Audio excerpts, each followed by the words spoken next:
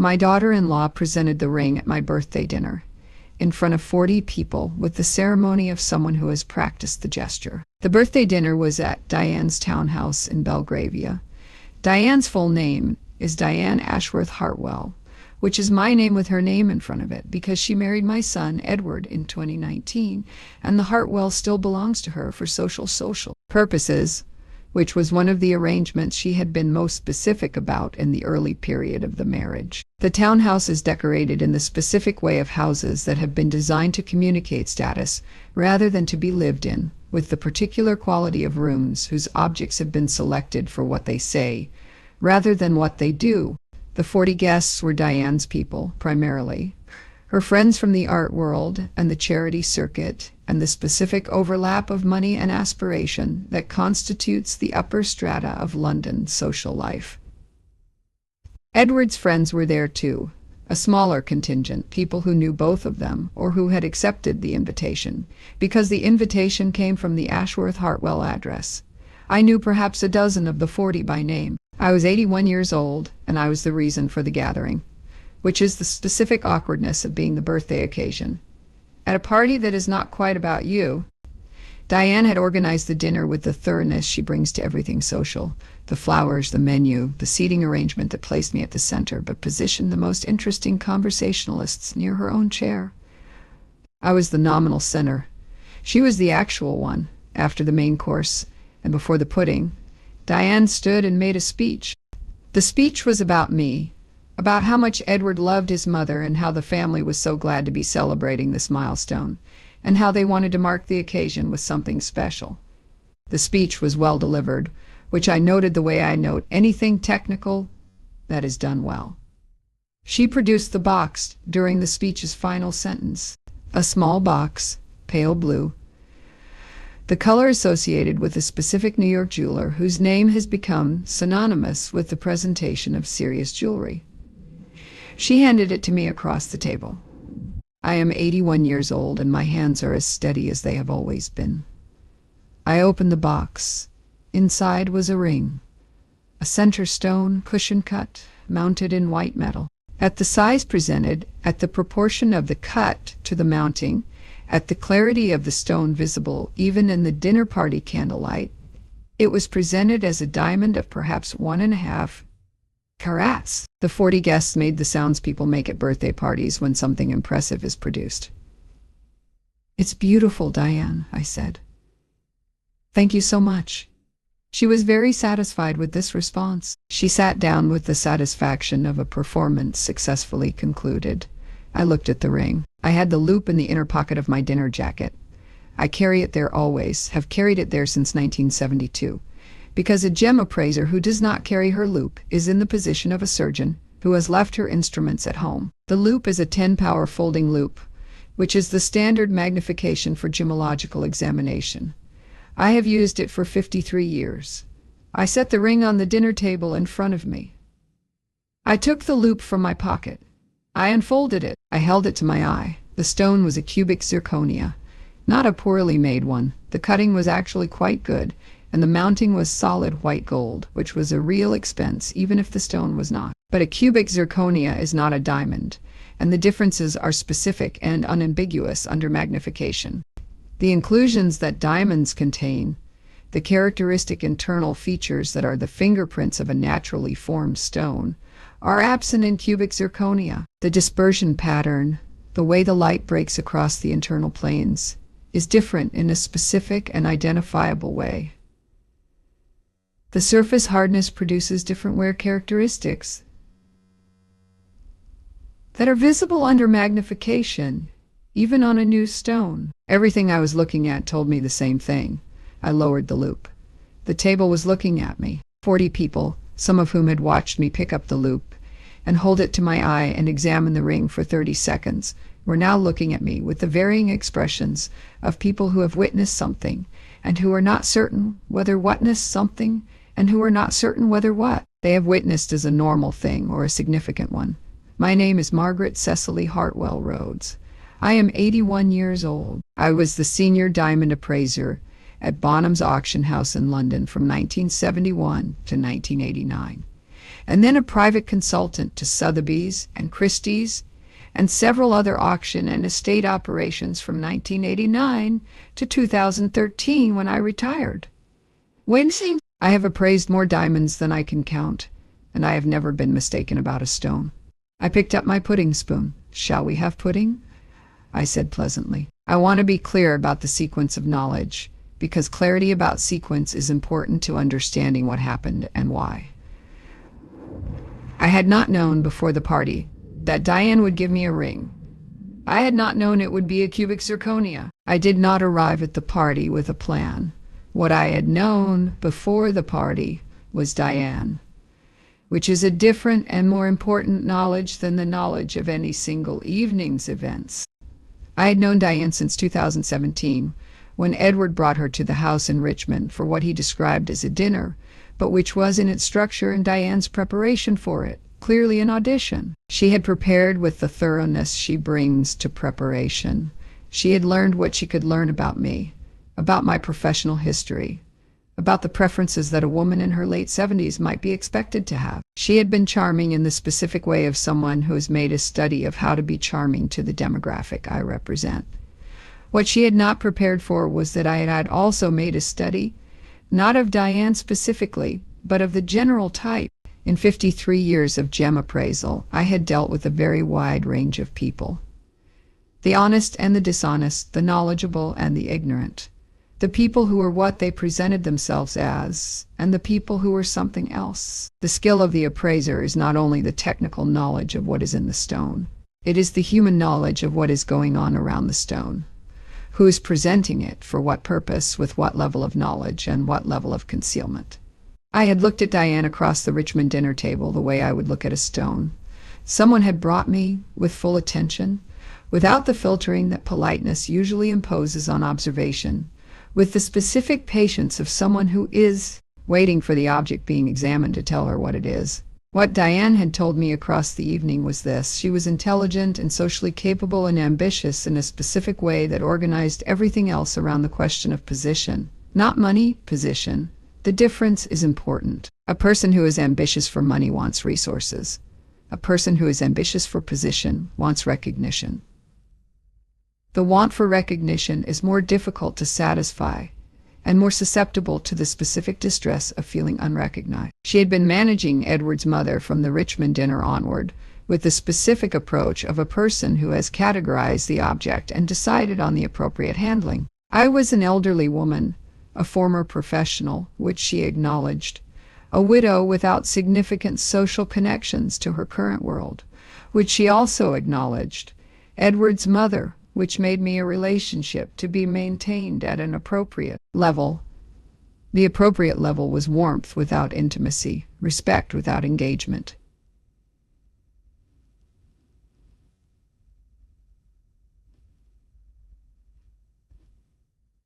I had accepted this categorization because the accepting of it was more useful than the contesting of it. A person who is being managed does not always benefit from telling the manager that she sees the management.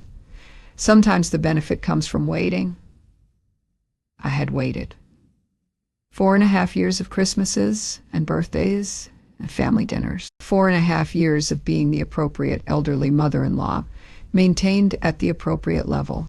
Edward, who loves me, and who also loves Diane, and who has spent 4.5 years managing the space between those two loves, with the awkward good intentions of a son who does not want to see what he sometimes must be seeing, had managed his role in this arrangement by treating the warmth as genuine when it was convenient to do so. I had not said anything to Edward about my observations, not because I was protecting him from information he should have, but because the information, in the absence of a specific event, was observation rather than fact. I observe things.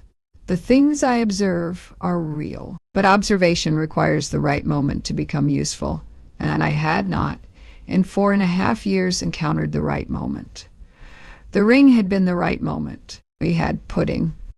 It was a lemon tart from a patisserie in Knightsbridge whose quality was consistent with Diane's standards for these occasions.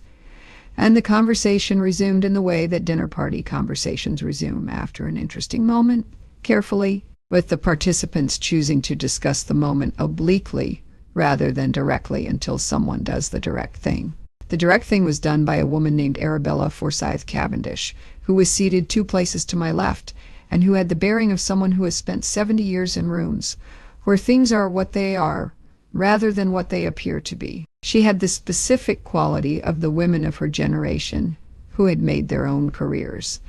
She was a former curator at the V&A, which I had known before the party from Edward's briefing on the guest list, and who bring to social occasions the appraising eye of a professional. "Margaret," she said, "I noticed you used a loupe just now. Are you in the trade?"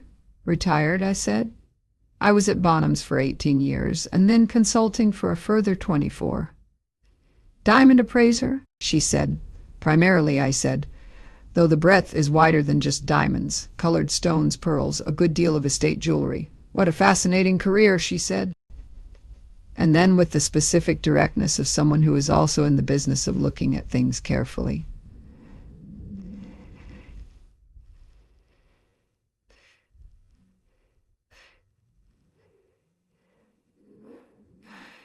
was it what she presented it as? The table had gone somewhat quieter, not silent. There was still conversation at the far end, but the 15 or so people within reasonable conversational range had adjusted their attention. I looked at the ring on my finger where I had placed it after the examination. Then I looked at Diane, who was at the other end of the table. Diane was listening. She had been listening since I took out the loupe. "It's a lovely ring," I said. "The mounting is solid white gold, which is a real quality. The stone is cubic zirconia, which is not a diamond, but which is quite beautiful in its own right, and which has the advantage of being extremely durable."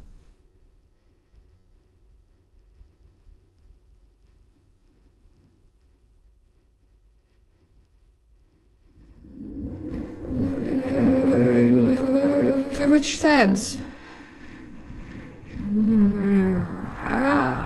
A woman across the table. I later learned her name was Celestine, and she was the wife of a hedge fund manager and the most socially active of Diane's circle. Looked at Diane, and then looked at me, and then looked at me, and then looked at her pudding. Edward, who was between us at the middle of the table, had the expression of a man who has just understood something he had been choosing. "Not to understand," Diane said from her end. "Margaret, I'm sure." "It's a beautiful ring," I said again pleasantly. "I'm delighted with the mounting particularly. Solid white gold is a commitment." The solid white gold landed a second time.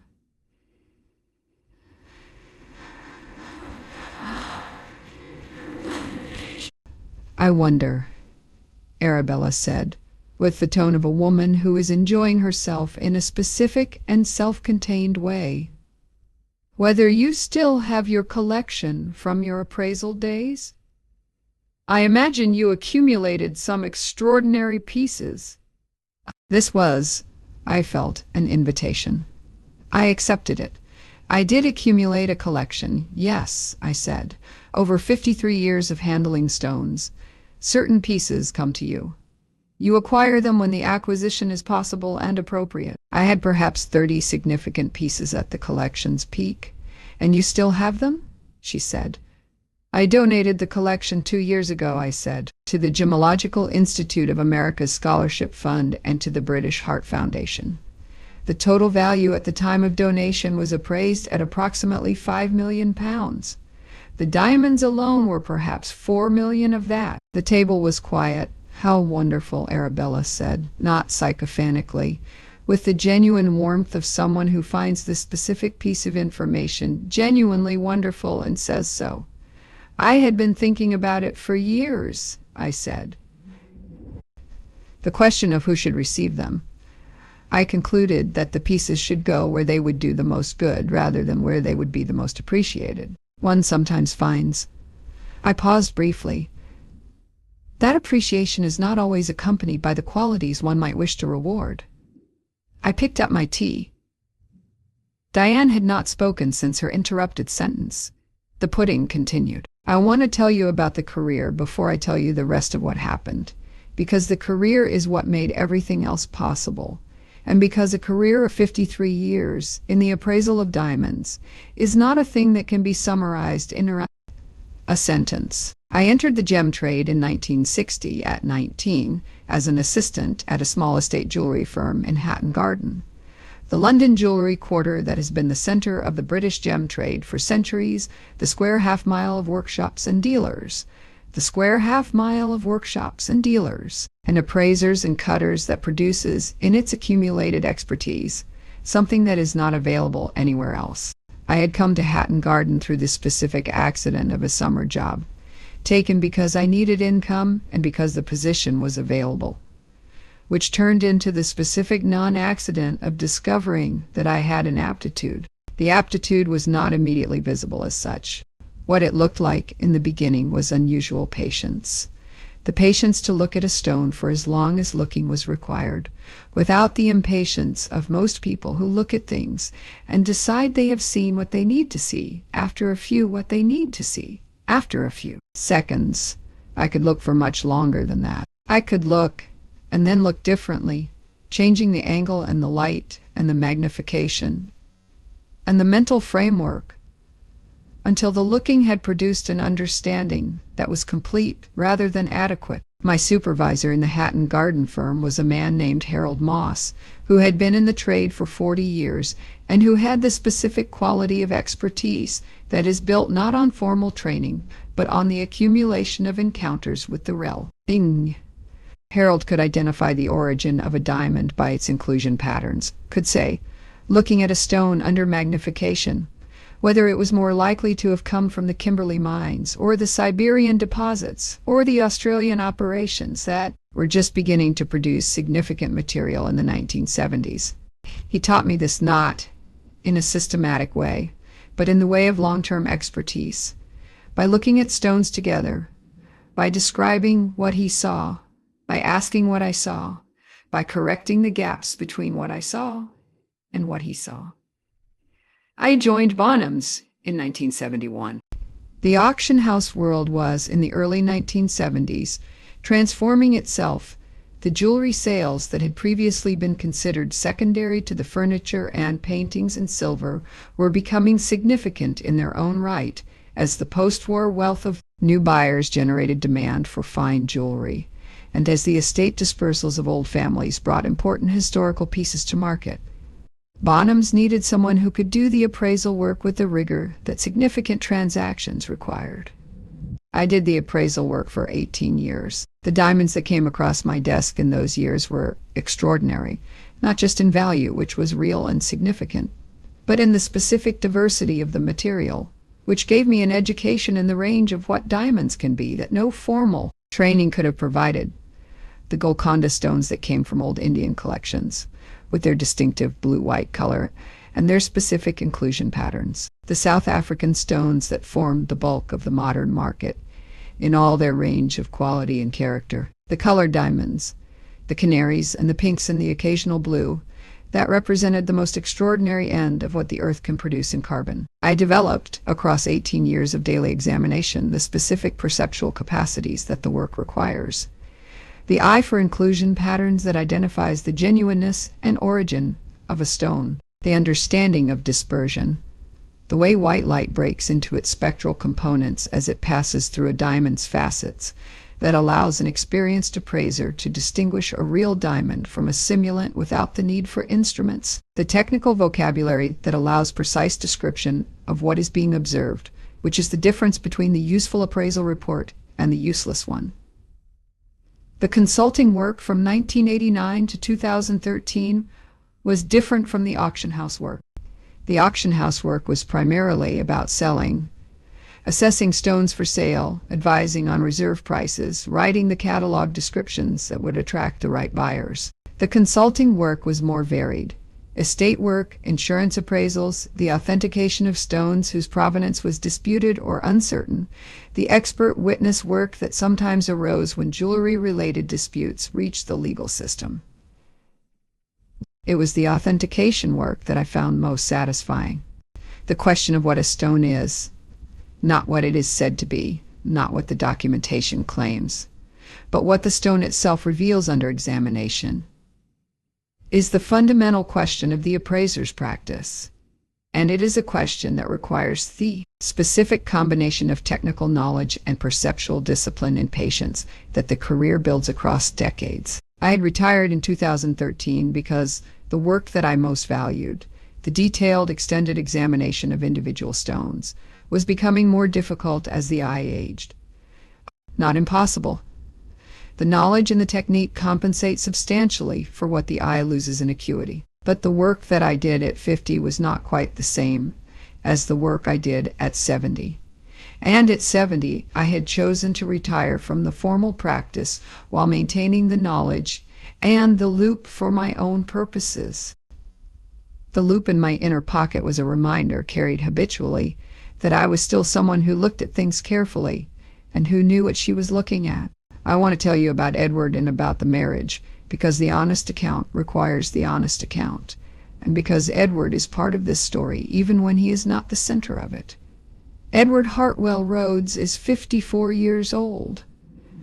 He is my son, and he is in the most important ways a good man, not brilliant, not ambitious in the way that some people are ambitious, but decent and steady and possessed of the specific quality of someone who tries to do what is right, even when doing what is right is inconvenient. He became a solicitor, which suits him. The work of a solicitor requires patient attention to what the law actually says, and patient service to the people who need help navigating it. And Edward's patience and service orientation make him well suited to what he does. He had been widowed. His first wife, Claire, had died in 2014 from a heart condition that was found too late, which left him at 43 with 2 children in their early teens, and the specific grief of someone who had organized his life around a person and who must now find the organization without her. The years from 2014 to 2017 had been difficult in the way of those years, and by 2017 he had arrived at the specific readiness of someone who has processed enough of the grief to be open to what might come next, without being desperate for it. What came next was Diane. Diane Ashworth is... wow.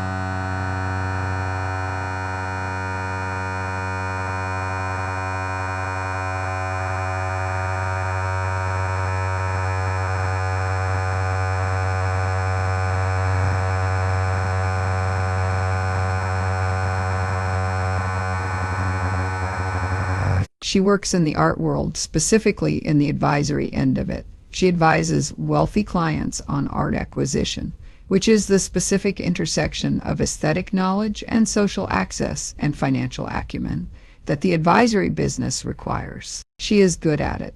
The clients she has and the reputation she has built among them are genuine achievements.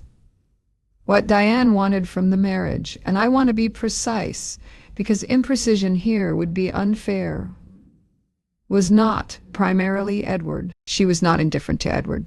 She would not have married someone she found repellent, and Edward is genuinely likable. But what she wanted, in the specific calculus of a 42-year-old woman who had built a career and a social position, and who was assessing what would consolidate both, was the social standing that came with the Hartwell name and the Richmond connection and the network that a marriage to an established professional family provided. Edward did not see this clearly. I saw it. I also saw, and this was the part that made the seeing complicated, that what Diane offered was not entirely false. She was capable of affection, and the affection she had for Edward was real, even if it was not the primary thing. The marriage had, in its early years, been functional and, in some respects, genuinely good. The children liked her, which children are generally not wrong about. What had shifted, and I had watched this shift across 4.5 years, was Diane's ambition outgrowing the marriage's specific utility. She had built, during the marriage, a social network that was increasingly her own, rather than one she shared with Edward, and the social network required maintenance that took her further from the marriage's domestic center. The townhouse in Belgravia, which had been purchased in year 2 of the marriage, was primarily a social instrument rather than a home. The birthday dinner for an 81-year-old mother-in-law was a social occasion rather than a family celebration. The ring was, I had concluded, holding the loupe to my eye, a very precise expression of what Diane thought of the occasion, and of me, not a gift, a prop.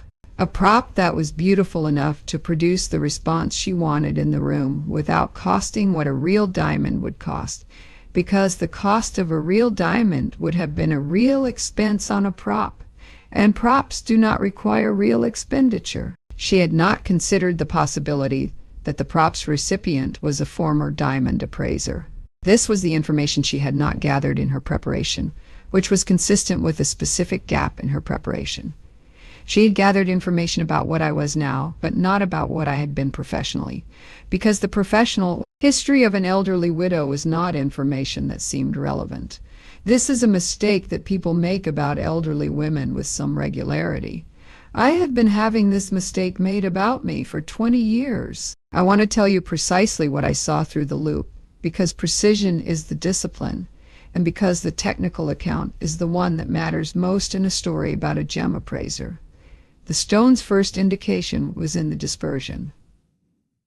A diamond has a specific refractive index, 2.42 compared to 2.15 for cubic zirconia, and the difference in refractive index produces a difference in how the light behaves within the stone. Under the 10-power loupe, in the candlelight of the dinner table, which is diffuse and warm, and actually quite a useful light for gemological observation, because it produces the dispersed light that reveals internal characteristics clearly.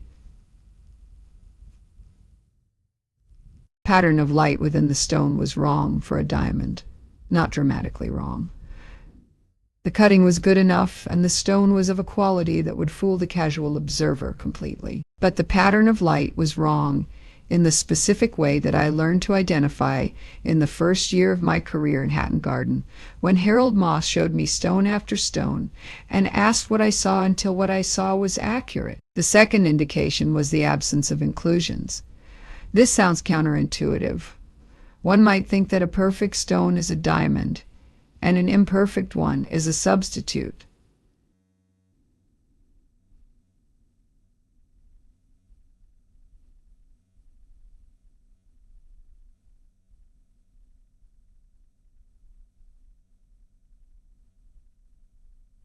A natural diamond of any significant size will have inclusions, internal characteristics produced during the stone's formation in the earth, which is a violent and complex process that leaves traces in the crystal structure. The absence of inclusions is the mark of a synthetic material, which forms under controlled conditions that don't produce the natural variety of a geological process. The stone in Diane's ring had no inclusions. This took approximately 15 seconds to confirm.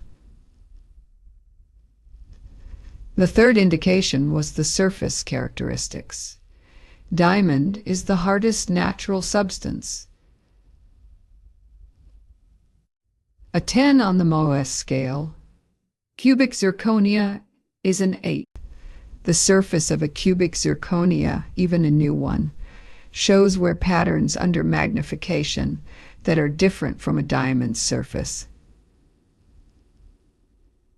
The facet junctions were differently. The polish shows different characteristics. This is a subtle indication for a new stone, but it is present and it is specific. The three indications were consistent and unambiguous. I had not needed all three. The first, the dispersion, was sufficient, but the examination had taken 30 seconds, and I am thorough. I had lowered the loupe with the full knowledge of what the stone was, and with the equally full knowledge of what the knowledge implied, that my daughter-in-law had given me a fake diamond at my birthday party in front of 40 of her social acquaintances, that she had done so with the intention of impressing those acquaintances, and that she had believed my ignorance of gemology would protect the deception from being exposed. She had said, I knew this from Edward, who had heard it, and who had not known what to do with having heard it, that giving an old woman a fake diamond was more than enough for someone who knew nothing about luxury. I had sat at the table with the loupe in my hand and the ring on the table in front of me, and I had considered my options. I could say nothing. I could take the ring graciously, continue with the party, and address the situation privately later. This was the option that propriety and the desire to avoid a scene suggested. It was also the option that allowed the performance Diane had staged to conclude as she had intended. I could say something. I could describe what I'd seen in front of 40 people in the way that a professional describes what she has observed. This was the option that honesty and precision suggested. It was also the option that would produce consequences that could not be controlled once they were set in motion. I had made my choice before I put the loupe back in my pocket.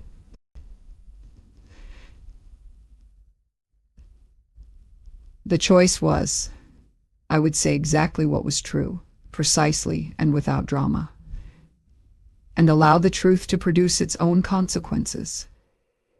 The loupe went back in the pocket. I picked up the pudding spoon. The conversation about the collection.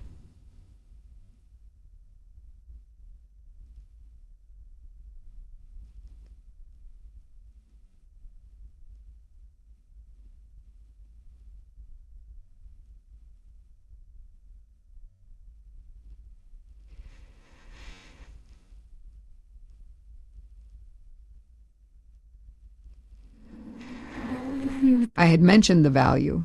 I had made the observation about appreciation not always being accompanied by the qualities one might wish to reward. These three things in sequence, in the room that was already processing the information about the ring, produced a specific set of responses. The immediate response, visible across the 15 or so faces within conversational range, was the recalibration that happens when people who have categorized someone receive information that makes the categorization untenable. The elderly mother-in-law, who knew nothing about luxury, had just disclosed that she had donated £5 million in diamonds to charity 2 years ago. This was incompatible with the categorization. The incompatibility required adjustment.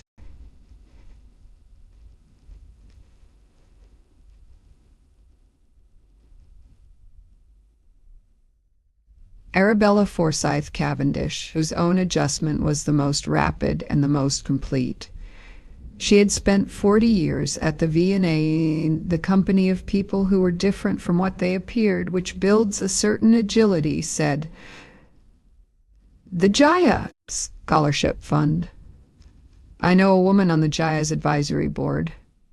She mentioned a significant donation from a British appraiser a few years ago. I've been a Jaya Fellow since 1978, I said.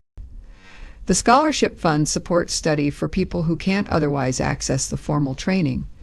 The training matters and the access to it should not be limited to the people who can pay for it." "And the British Heart Foundation?" she said. "My husband's death," I said, cardiac, in 2009. There was a moment of the specific warmth that information about a personal loss produces in a social gathering when the information has been offered naturally, rather than performed for effect. "The collection went to the right places," Arabella said. "I believe so," I said, "though I'll admit I considered keeping it. You accumulate pieces across a career like that, and some of them are very beautiful." The question of who should have them was the question I sat with for quite a long time. "What was the answer?" she said. "The answer," I said, "was that the pieces should go where they would be used rather than displayed, and where they would extend opportunities rather than consolidate status. I was concerned about giving them to people who would value them only for what they were worth, rather than for what they represented." The room was paying considerable attention by this point. Diane was no longer speaking at her end of the table. "What do they represent?" Arabella said. "Honestly," I said, "the specific capacity for beauty that the earth produces when geological processes intersect in the right way. A fine diamond is not merely expensive. It is a record of what the earth can do over billions of years under extraordinary conditions. The monetary value is real, but it is a poor description of the actual thing. People who value diamonds only monetarily are, I think, missing most of what makes them worth caring about." I looked at my tea. "The donation was the right decision," I said. "If I had given the collection to someone who would have locked it in a vault or displayed it to impress people, that would have been—" I picked up the teacup. "A waste." I drank my tea. The room was very quiet. The party ended at 11. The farewells were the farewells of 40 people who had attended a birthday dinner that had become something other than a birthday dinner, and who were processing what it had become with varying degrees of grace and speed. Arabella Forsyth Cavendish embraced me at the door and said, "Margaret, what a pleasure." I hope we can have lunch sometime soon. She gave me her card. The giving of the card was itself a statement. It was the card of someone who is choosing to make an investment in a specific acquaintance, not the card of someone performing the social gesture. Several other people said things that were warmer than the things they would have said at the beginning of the evening. Celestine, the hedge fund manager's wife, said, "I had no idea you had such a remarkable career. I hope you'll forgive me for not knowing." I told her there was nothing to forgive. She was honest enough to not press for more reassurance than that. Diane said nothing to me directly at the door. She was doing the farewells from the other side of the entrance hall, with the practiced efficiency of a woman who has done many farewells from many entrances, and there was a careful geography between her position and mine that suggested that the geography was intentional. Edward drove me home.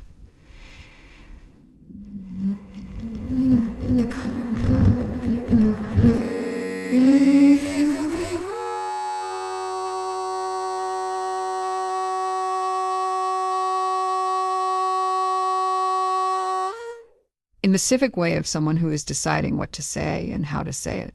Eventually, he said, "Mom, you knew immediately." "Yes," I said. "You could have said nothing." "I could have," I said. "I chose not to." He drove for a while. Then Arabella Forsyth Cavendish. She's the former curator at the V&A. She knows everyone in that world. "Yes," I said. "She seemed like a person of good judgment. She'll have told everyone by tomorrow morning," he said. "She may," I said. "What she'll have told them is accurate." He was quiet again. "Then I should have known about the ring." "You might have," I said, "though not necessarily for the same reasons I did. The differences between a real diamond and a very good cubic zirconia are not visible without specific training. Not about the diamond," he said. About the gift being the kind of gift it was, the kind of gift that's a performance rather than a gift. "Yes," I said. "I should have seen that. You love her," I said. Love accommodates things that observation alone would not accommodate. This is not always a failure.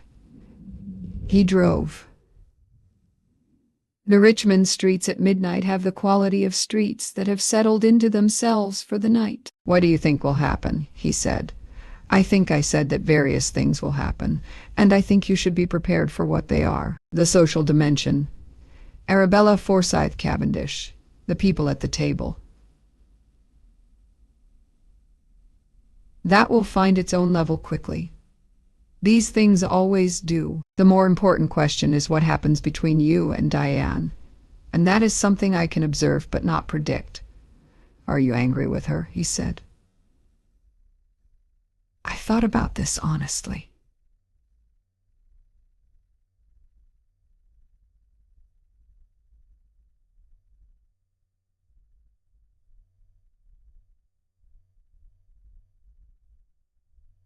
There's a difference. Anger would require that I had expected something different and been disappointed. I had not expected something different. I had observed what Diane was, and I had waited to see what she would do. What she did was what I had, to some extent, expected her to do. "And the donation," he said. "The collection. Did you donate it partly because of her?" "No," I said. "The donation was 2 years ago." The thinking behind it had been going on for much longer than that. I donated the collection because it was the right thing to do with it. The reasoning had nothing to do with Diane. But the phrasing at the table, he said, appreciation not always accompanied by qualities one might wish to reward. That phrasing, I said, was specific to the moment. The decision it described was not. He nodded. We drove. He saw me to the door. "Mom," he said, at the door. "Yes," I said. "Thank you for..." He stopped. "I don't know what I'm thanking you for." "You'll know eventually," I said. "Good night, Edward." The weeks that followed the birthday dinner had the specific quality of weeks during which something has happened, and the consequences are working themselves out in the world, largely without the participation of the person who set them in motion. Arabella Forsyth Cavendish had lunch with me the following Thursday, at a restaurant in Mayfair that she chose, and that reflected her specific level of social life. The lunch was an opportunity for her to learn what she had intuited at the dinner. The full scope of the career, the specific expertise, the collection and its disposition, and for me to learn about her, which I did with the attention I bring to people worth knowing. She is a person worth knowing. She has spent 40 years at the V&A in the specific company of objects that are what they are, of art and craft and design whose value is intrinsic and documented rather than performed and claimed.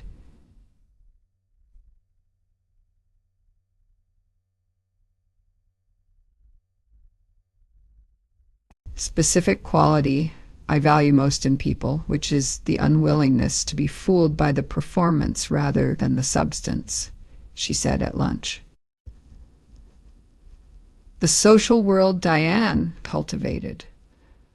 I know most of them. They are not stupid people, but they are people for whom the performance is often more important than the substance. And they know this about themselves, which is why they find the exposure of performance so threatening. What happened at the table was not intended to threaten anyone, I said. I know, she said, which is what makes it so effective. Deliberately engineered exposures can be defended against or dismissed. What happened at your birthday dinner was simply the truth being told precisely and without drama. There is no defense against that. I stated what I observed, I said. I am a professional observer. Stating what I observe is what I do. Yes, she said. And the truth you stated had specific implications for how Diane presented herself, which will have specific implications for how she is received in that world going forward. She paused. Not catastrophic implications. These things are rarely catastrophic, but the social calculus in that world runs on credibility, and the credibility requires that the performance be believable. Yours is now less believable. I understood what she was saying. I did not attend my birthday dinner with the intention of affecting Diane's social standing, I said. No, Arabella said. You attended your birthday dinner with the intention of being honest. The effect on Diane's social standing is a consequence of her having chosen to be dishonest in your presence. That is her responsibility, not yours. Yes, I said. That is how I understand it as well. We had a very pleasant lunch. Arabella knows a great deal about 19th century metalwork, which is adjacent to the jewelry work in ways that produced an interesting conversation. She also knew 3 people in the Jai's network, which produced the specific pleasure of professional connection that I had not anticipated from the occasion. Edward called in the second week. He said, "Things are." He paused. Complicated. Diane and I are talking about some things that we should have talked about earlier. She's been honest with me, which is something. Honesty is a good beginning, I said. She said she knew you'd see through it, he said. She said she thought you'd be too polite to say anything, she said. He stopped. She said she underestimated you. Many people do, I said.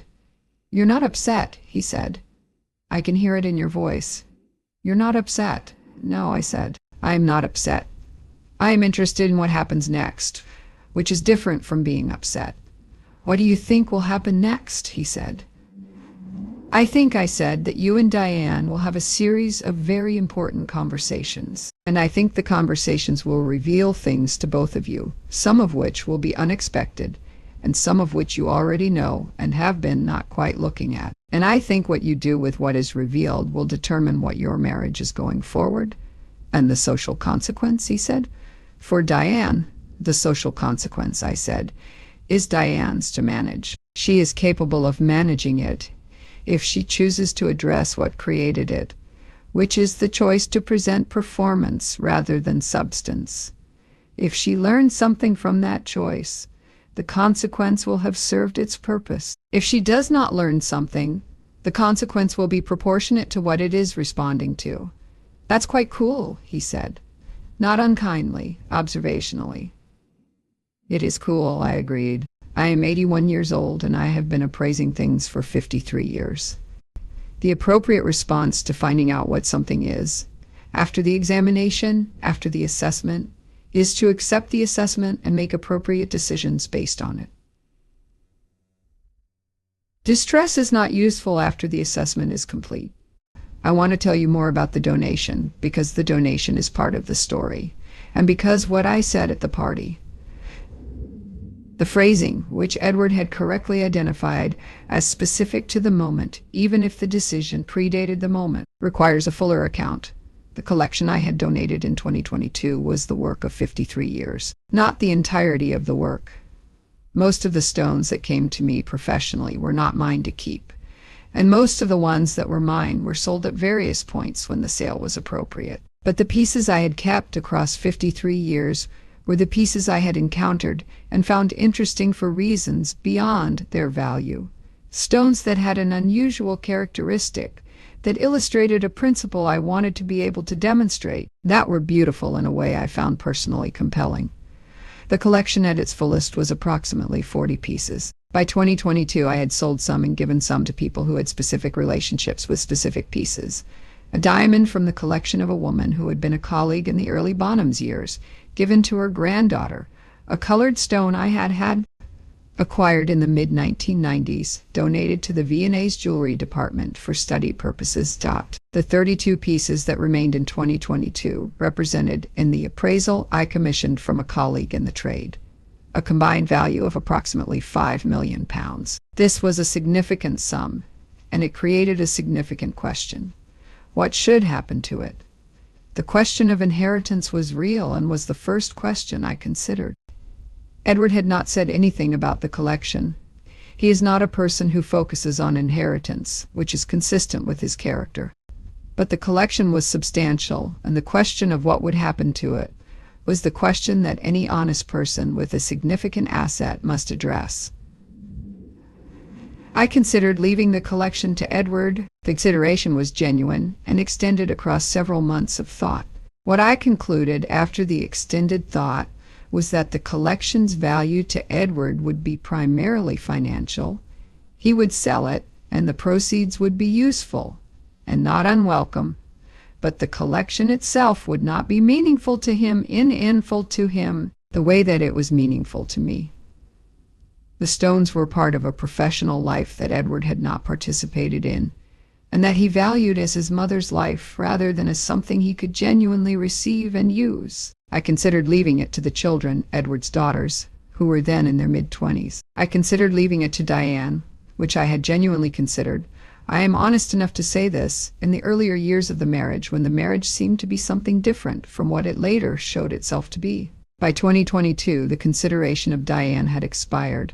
What I concluded, after all the considering, was that the collection should go where it would do the most work. The GIA Scholarship Fund would use the donation to fund gem study for people who could not otherwise access the formal training. People like me, in 1960, who had come to the trade through accident and talent, rather than through family connection or institutional support. The British Heart Foundation would use it in the specific way that heart charities use money, which was the way I wanted to honor the specific cause of Philip's death. The donation had been straightforward and cleanly executed. I had not announced it.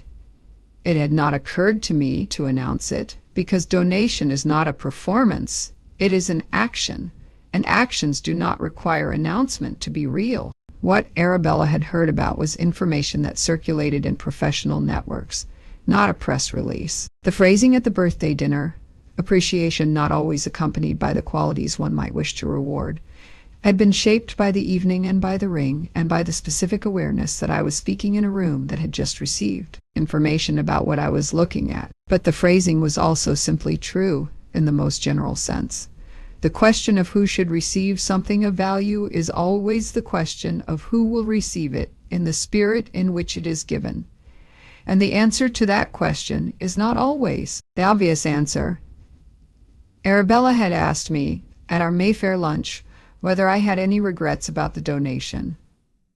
I had thought about it. Then I had said, the question presupposes that regret is an appropriate response to a decision made correctly. I believe the decision was correct. Correct decisions do not produce regret. She had smiled. That is a very precise answer. Precision, I said, is the professional habit I am least able to abandon in retirement. The conversations that Edward and Diane had, the ones I had predicted, in the car ride home from the birthday dinner, happened across the weeks of November. Edward told me about them in the specific way that he tells me things that are significant, and that he is still processing, not in a single account, but in pieces, across multiple phone calls, in the way that understanding develops through the telling rather than arriving complete. The first conversation had been about the ring.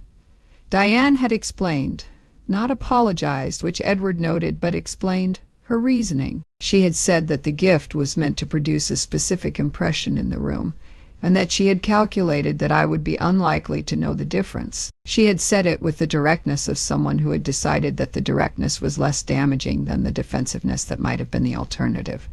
Edward had said she calculated wrong. Diane said clearly had wrong. Diane had said. The second conversation had been larger. Edward had used the ring as the opening of a conversation about the pattern, about the specific accumulation of calculations that he had been choosing not to look at across 4.5 years. The calculations about social events and their purposes. The calculations about what his family, including me, represented in her social world. The calculations about what the marriage was for. Diane had not denied the calculations. She had said, and I think this was the most honest thing she had said to Edward in years, which Edward recognized and which was why he told me about it specifically, that she had come into the marriage with a set of purposes that had evolved over time,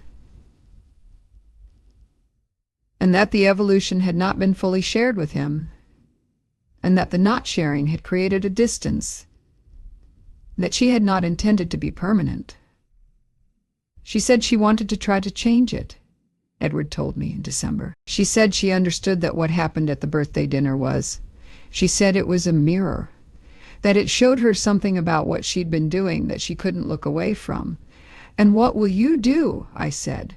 I don't know, he said. We're talking, we're being honest with each other, which is, it's uncomfortable, but it's more real than what we had. Yes, I said. Honesty is often more uncomfortable and more real than the alternative, Mom, he said. The phrasing at the table, when you talked about the collection, were you addressing her specifically? I was addressing the room, I said, which included her. The phrasing was true in general and applicable specifically. Both things can be true simultaneously. It landed, he said, on her specifically. Things land where they are accurate, I said.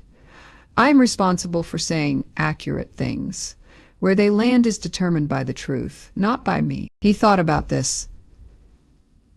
Then that's either very cold or very just.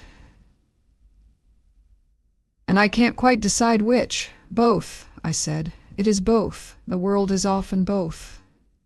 The marriage survived. I want to say this because I have been describing a situation that might seem to point toward a different ending. And the actual ending is more complicated than simplicity allows. They are still married. Diane is different in the specific ways that people are different when they have been confronted with something real about themselves and have chosen to engage with it rather than retreat from it. The engagement is imperfect and ongoing, and it is producing, from what Edward tells me, a marriage that is more genuine than the one that preceded the birthday dinner. I have had dinner with them twice since the birthday. The dinners are different from the dinners that preceded November. Diane talks to me differently, not with more warmth exactly, but with a different kind of attention. The attention of someone who has updated her assessment and who is operating on the updated information rather than the previous one. This is, in the specific terms of what I value in people, an improvement. I am 81 years old. The loupe is in my inner pocket. It has been in some version of this pocket for 53 years, and it will be there until the day I am no longer capable of putting things in pockets. Arabella Forsyth Cavendish and I have had lunch 4 times since the birthday dinner. She is a person of genuine intellectual interest and the professional connection. Her work in objects and my work in stones have more in common than might be apparent. has produced conversations that I find genuinely nourishing in the way that conversations with people who know things and are honest about them are nourishing. The scholarship fund at the Jaya made its first awards in spring.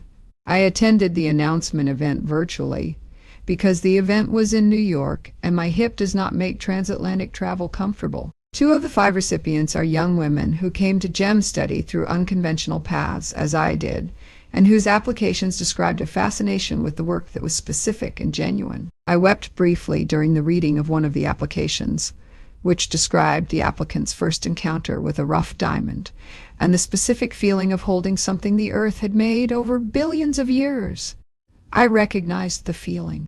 The cubic zirconia ring is in a drawer, not displayed.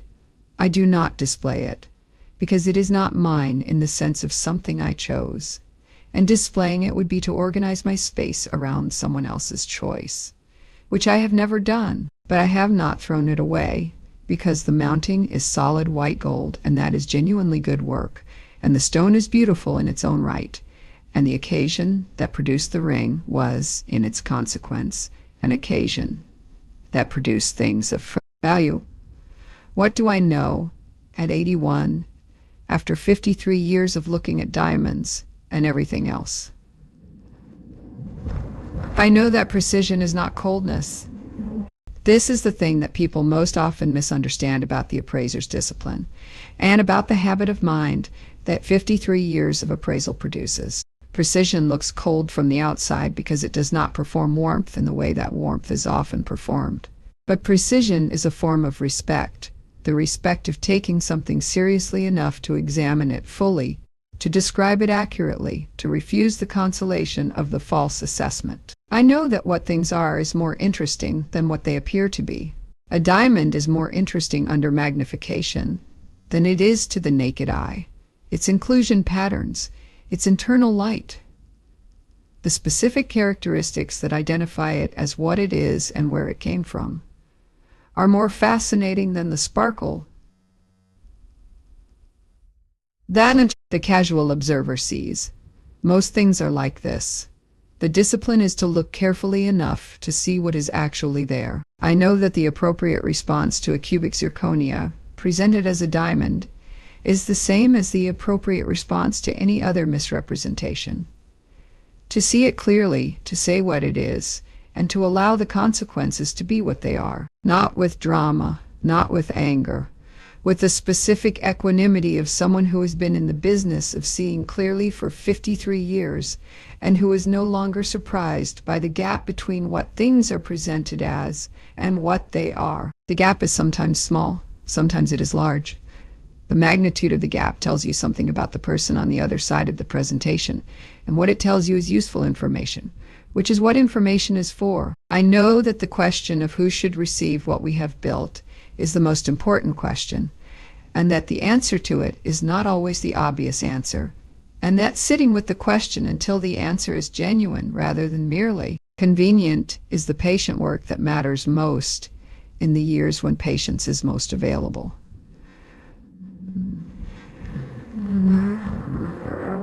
My name is Margaret Cecily Hartwell Rhodes. I am 81 years old. I was the senior diamond appraiser at Bonhams for 18 years and a private consultant for 24 years after that, and I retired with 53 years of looking at things carefully, and I carry the loupe in my pocket, and I know what I am looking at. Arabella is taking me to the V&A's storage facility next week to look at some 19th century pieces they have not displayed in 30 years. She thinks there may be attribution questions worth addressing. I think she is probably right. I am looking forward to it.